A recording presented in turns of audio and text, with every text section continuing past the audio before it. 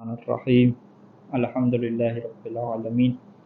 صلی اللہ علی محمد و آلہ اجمعین واللعنۃ الدائمۃ علی اعداء محمد و آل محمد اما بعد وفقنا اللہ وإیاکم للعلم والعمل الصالحین انشاءاللہ تعالی۔ ایک مرتبہ درود پڑھ لیتے ہیں سارے مل کے۔ اللهم صل على محمد وآل محمد۔ موضوع گفتگو یہ ہے کہ چھٹے امام صادق علیہ السلام امام مہدی علیہ السلام کے متعلق کیا ارشاد فرماتے ہیں اور کیا بشارتیں انہوں نے دی ہیں۔ پہلے 5 ائمہ کا ذکر ہو چکا کہ ان کے کلام میں امام مہدی علیہ السلام کے متعلق کیا گفتگو تھی۔ مرحوم قزوینی علیہ الرحمہ امام صادق علیہ السلام کے جو حالات ہیں اس کے متعلق جو ہے وہ کچھ خلاصہ کرتے ہوئے بیان کرتے ہیں کہ امام صادق علیہ السلام کا جو زمانہ ہے وہ علم کے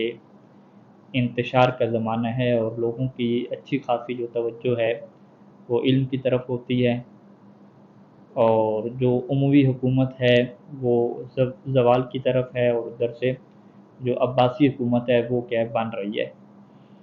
اور یوں مدینہ منورہ میں جو ہے وہ امام صادق علیہ السلام کو یہ موقع ملتا ہے کہ آپ جو ہے وہ ممبر کے اوپر بیٹھیں اور وہاں سے جو ہے وہ علم دین کو کیا ہے نشر کریں۔ جبکہ یہ جو ممبر ہے یہ بنی امیہ کے کیا قبضے میں رہا، اور بنی امیہ کے قبضے میں ممبر کے رہنے کے متعلق جو ہے وہ رسول خدا صلی اللہ علیہ وآلہ وسلم کو جو ہے وہ ایک خواب آیا تھا کہ جس میں انہوں نے یہ دیکھا تھا کہ جو ممبر کے اوپر ہے وہ بندر کیا ہے وہ قبضہ کر رہے ہیں اور ممبر کے اوپر کیا جا رہے ہیں،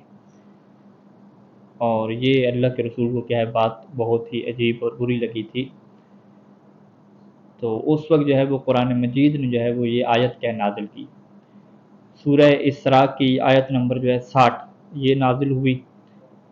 کہ جس میں جو ہے وہ ارشاد ہوا کہ وما جعلنا الرؤیا التي اریناک الا فتنة للناس وشجرة الملعونة في القرآن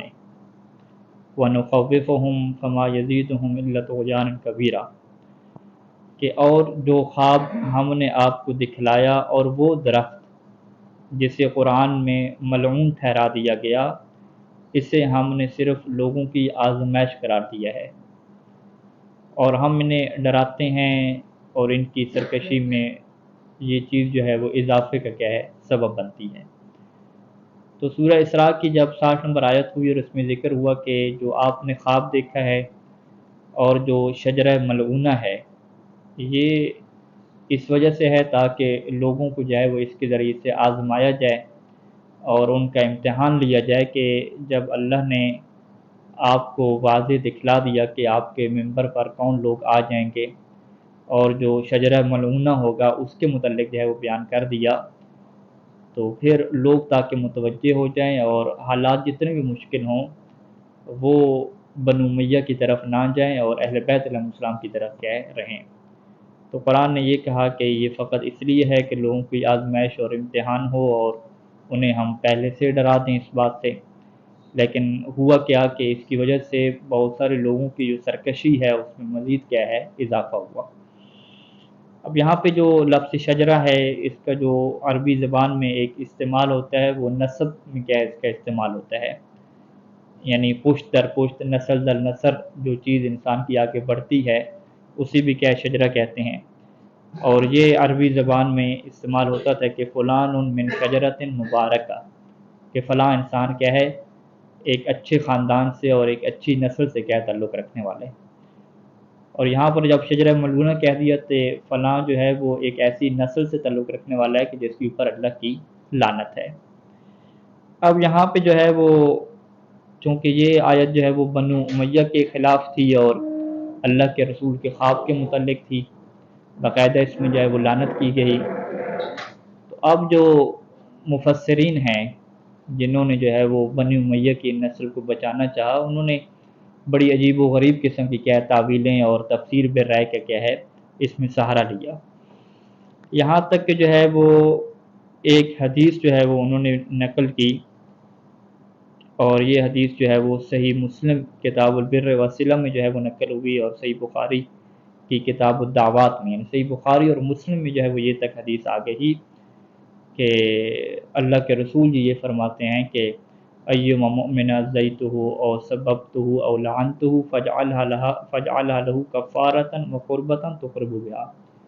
کہ اللہ کے رسول بھی یہ دعا مانگا کرتے تھے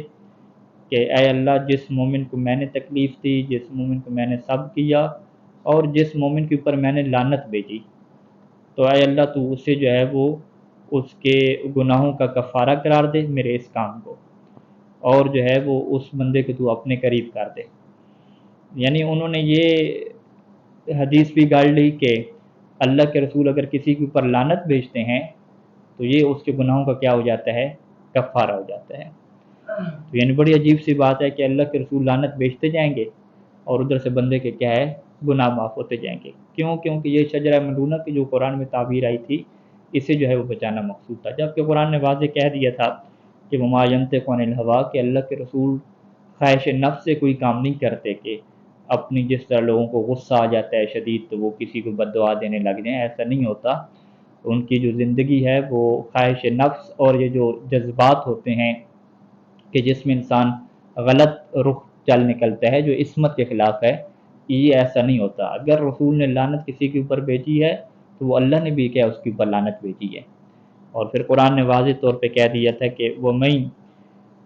یلعن اللہ فلن تجد له نصیرا، وَمَن یلعن اللہ فلن تجد له نصیرا، کہ جس کے اوپر پھر اللہ لعنت بھیج دے تو آپ کیا ہے اس کا مددگار نہیں پاتے۔ تو یہ جو وہ حالات تھے کہ جس میں جو ہے وہ بنی امیہ کا اب دور ختم ہو رہا تھا امام صادق اسلام کے زمانے میں، اور حالات ایسے بن گئے کہ مسجد نبوی میں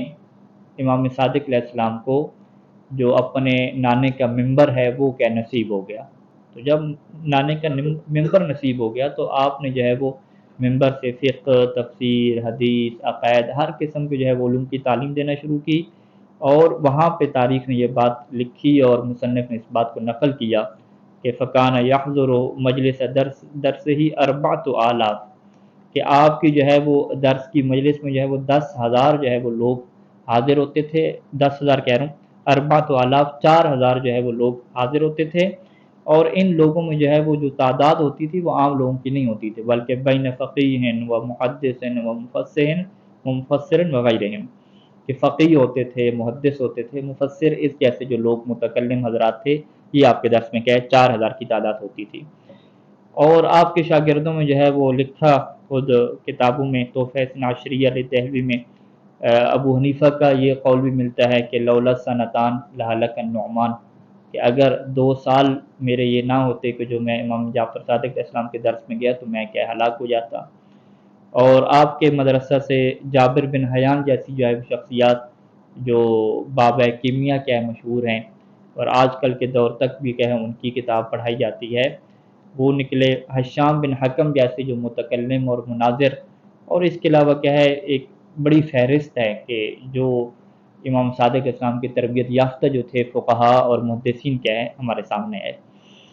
اور یہاں پہ یہ لوگ جو پڑھ کے پھر دنیا کے دوسرے علاقوں میں جاتے تھے، اور خصوصاً کوفہ، مسجد کوفہ میں آ کے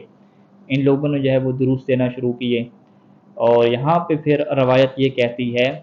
کہ راوی یہ بیان کرتا ہے کہ میں مسجد کوفہ میں گیا اور وہاں پہ 900 افراد، 900 متکلم، 900 افراد جو ہے وہ درس دے رہے تھے، اور 900 میں سے ہر ایک کہہ رہا تھا کہ حدثنی جعفر بن محمد، کہ مجھ سے جو ہے وہ بیان کیا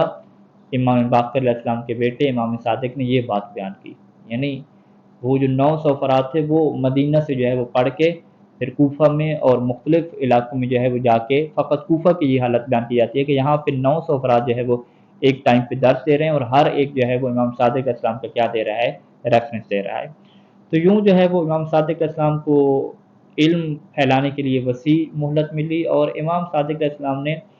امام مہدی علیہ السلام کے متعلق پھر ارشاد کرنے کیا شروع کیے، لوگوں کو بیان کرنا شروع کیا 4,000 افراد کے سامنے اور باقی افراد کے سامنے، اور بڑے تفصیل سے جو ہے وہ امام نے بیان فرمایا امام مہدی علیہ السلام کے نام کے متعلق، نسب کے متعلق، ظہور کی علامات کیا تھیں ان کے متعلق، اچھا آپ جب حکومت قائم کریں گے تو حکومت کس طرح کی ہوگی، وہ ساری تفصیلات،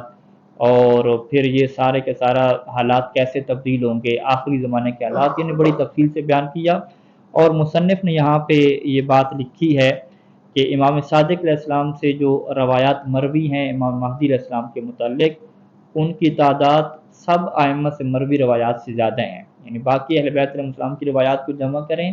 اور ایک طرف جو ہے وہ چھٹے امام کی روایات کو جمع کریں تو چھٹے امام کی روایات سب سے کیا ہے زیادہ کیا ہمیں نظر آتی ہیں۔